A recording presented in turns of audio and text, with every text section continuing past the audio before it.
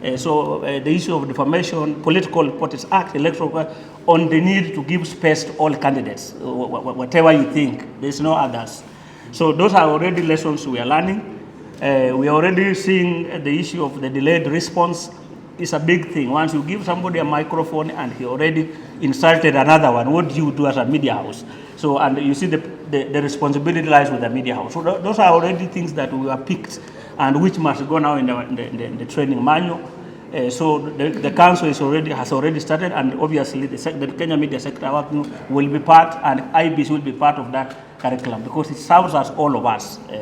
We have reached out to the judiciary, we have reached to everybody, people who matter, because there are a lot of laws that affect elections reporting in this country. The IEBC Act, Political Act, Media Council Act, defamation, all those things relate. The computer misuse and cybercrime. You remember the penal code, again, there's still publication of false news. So once you are right and say a candidate withdrew and he did not withdraw, that's a publication of false news. You can't be. So there are a lot of those things we are working on.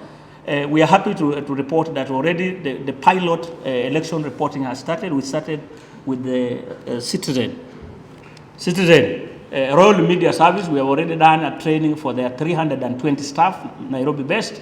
Next week, they are bringing all their correspondents from the counties to Nairobi for training on election reporting. So already, we have already started in terms of just seeing as we work on the manual and improving them, which will be followed immediately with their train of trainers.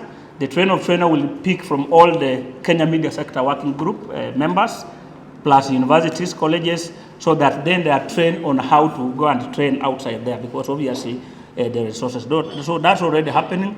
The issue of media accountability is becoming a big thing, and that's why we are saying immediately we have signed this framework, because this MoU gives a framework on how to engage.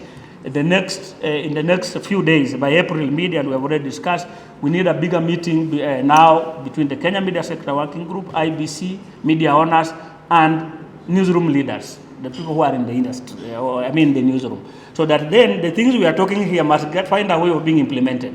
Otherwise, we'll remain with them on it. So we are planning as an urgent thing to have a meeting of IEBC, newsroom leaders, media owners, and ourselves, so that then we start already making the MoU live. Those are things that are already on the cards.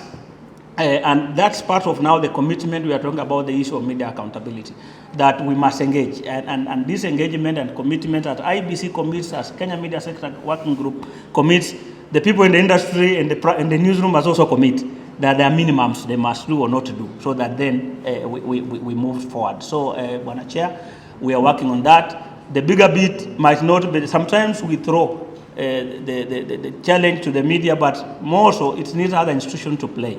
If people decide to insult themselves on the roofs of cars, what should media do? So sometimes, and you are a peace advocate, so you need just to see, like Eric said, the people who are violating the electoral laws, the people who are doing other things, what do we do with them? Because that level of impunity, you might not even count those results if we don't have a peaceful election. If what happened in Mbeere last time during a by-election where people are fighting, where will the 34 forms be pinned if people are already fighting in the rooms? So we need to relook on how to enforce. That violence thing is becoming a very serious issue. So we'll also depend on you as media exposes. Many times media will be exposing some of the people who violate the law, not because they don't know there's hate speech, but we must also sometimes show the people, the leaders we have in their true senses. So those are things that yeah. Accreditation, as we are aware in our MoU with the IEBC, which we're already implementing, IEBC now accesses our back end. So if somebody applies for a press card to cover elections, IEBC has access to the Media Council database. They just check if that person is in our database before IEBC accredits them. So we already working, the IT team, the IEBC and our IT team work together. They access our, so that's already happening. So last time we had nearly 12,000 journalists accredited 2023 because of election. So we are seeing a projection. Obviously with the election, the numbers go up. People employ on temporary, international press. So we are seeing about 15 to 18,000 people might come to register as journalists. And we are already prepared. We have already worked with the IEBC on how that can happen. And we want to request journalists, please register. Both accreditation is free, you accredit, you don't register.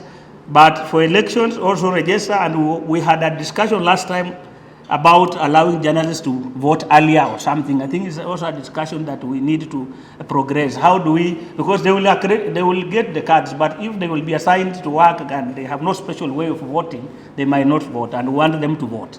Because we are targeting 20 journalists in the parliament next time. We are really working hard. And we have seen the number of journalists who are already aspirants. The number is big.